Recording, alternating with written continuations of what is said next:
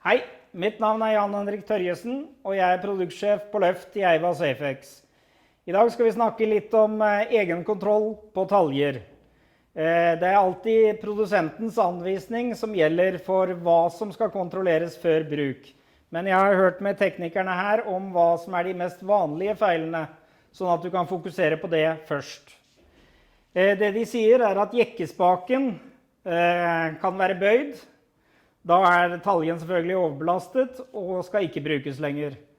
Det er viktig å sjekke sperreleppene, at de er til stede først og fremst, og at de fungerer. Videre er det at kroken ikke er deformert på noe som helst vis.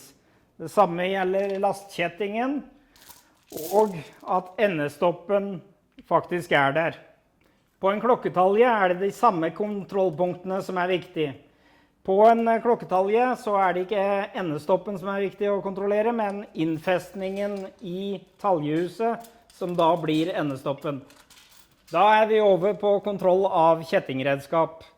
Her er det første du sjekker at merkebrikken er fullt leselig. Videre må kjettingen inspiseres for sår- og kuttskader, eventuelt sveisesprut.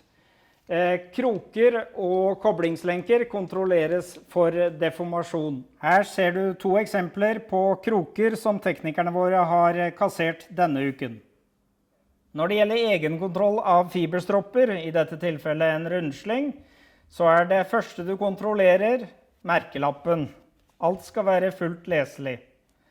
Det neste du kontrollerer er duken, at den er helt uten skader.